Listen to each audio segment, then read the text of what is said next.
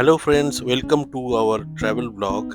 Last year আমার official ট্রিপের সঙ্গে একটা ফ্যামিলি জাপান ট্রিপ আমরা করেছিলাম।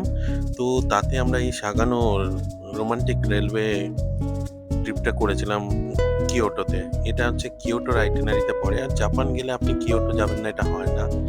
তো সেই সারাদিন আমরা অনেকগুলো স্পট গেছিলাম, তারই ফটো আপনাদের সঙ্গে শেয়ার করলাম।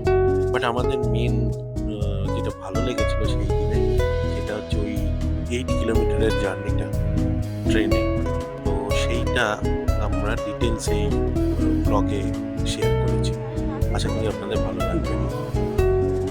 আমরা প্রথমে পৌঁছে গেলাম সাগা টরক্কো স্টেশনে, কিন্তু এটা দুপুরবেলায়, বিকজ আমরা দুপুরবেলাতে বুক করেছিলাম স্পেশালি, বিকজ তাহলে আমরা সকালটা আরও অন্যান্য জায়গা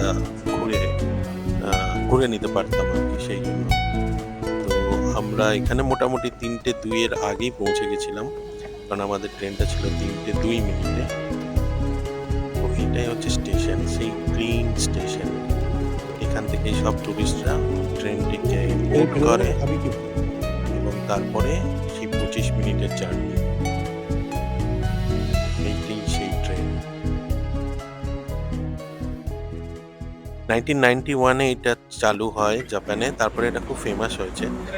এবং এটা যখন বুক করবেন, অ্যাডভান্স বুক করবেন, অ্যাটলিস্ট 1 মাস আগে তো করবেন, আর ট্রাই করবেন এই কার্ড নাম্বার 5টা নিতে। কারণ এই কার্ডটাতে আপনি দেখছেন উপরটা পুরো ট্রান্সপারেন্ট। তো আপনি যদি চেরি ব্লসমের টাইম মানে এপ্রিল এরকম সময় আসেন, তাহলে ওপর থেকে আপনি পরিষ্কার মানে ওই চেরি ব্লসমের ফুলগুলো ওপর থেকে দেখতে পারবেন, যেটা প্রথমেই দেখালাম সেটা দেখতে পারবেন। আর উইন্টারে এলে যদি স্নোফল হয়, এখানে স্নোফলও হয়, তাহলে আপনি বুঝতে পারছেন কত সুন্দর সিনিক ভিউটা। বাট আমরা যখন গেছিলাম তখন ওয়েদারটা প্লেজেন্ট ছিল, 10 ডিগ্রির মতো টেম্পারেচার ছিল, ঠান্ডা হাওয়া ছিল। তবে এখানে বসলে যদি বৃষ্টি হয় তাহলে জল মানে ভিজে যেতে পারে, বা স্নোফল হলেও স্নোফল বাট মজাদার হয়, মানে বাচ্চারা তো খুবই ভালো লাগবে, আপনাদেরও ভালো লাগবে। ট্রেন ছাড়তেই দেখবেন রাইট সাইডে, এটা হচ্ছে কাটসুরা রিভার, এটা রাইট সাইডে পাবেন। আবার এন্ডের দিকে একটা অন্য রিভার পাবেন, সেই রিভারটির নাম হবে ওই রিভার।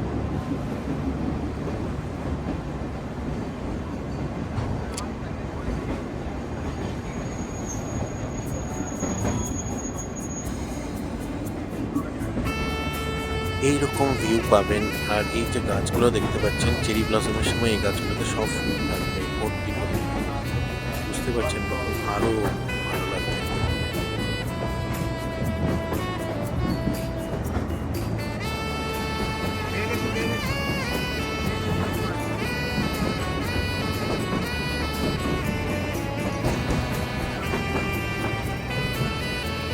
আর ট্রেনের টিকিট আপনি এদের নিজস্ব একটা সাইট আছে, সেখানেও পাবেন। তাছাড়াও আপনি গ্রুপ থেকেও টিকিট বুক করতে পারেন।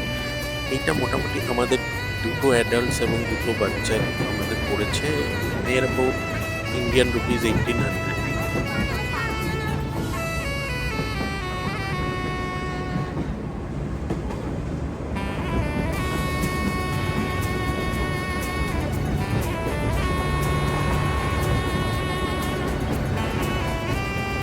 ওই চলেছে ওই রিভার, নামটা শুনলাম না।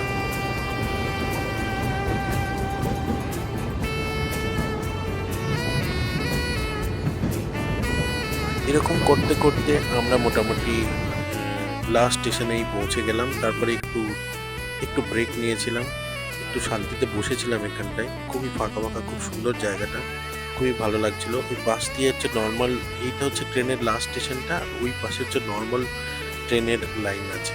তো আমরা ফেরাটা নর্মাল ট্রেনেই করেছিলাম, আর তারপরে কিয়োটোতে ফিরে গিয়ে আমরা ডিনার করে তারপরে হোটেলে ঢুকে গেছিলাম।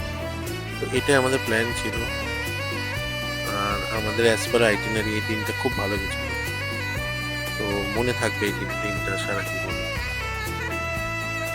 আপনারা জাপান গেলে অবশ্যই এই ট্রেন জার্নিটা আইটিনারিতে রাখবেন। অবশ্য দেখে নেবেন, এটা মাঝে মধ্যে বন্ধও থাকে কখনো কখনো। আশা করি আপনাদের এই ট্রাভেল ব্লগটা ভালো লেগেছে। আপনাদের আরও এরকম ট্রাভেল ব্লগ দেখার জন্য আমাদেরকে ফলো করুন, লাইক করুন, শেয়ার করুন। Thank you, thank you, thank you for watching.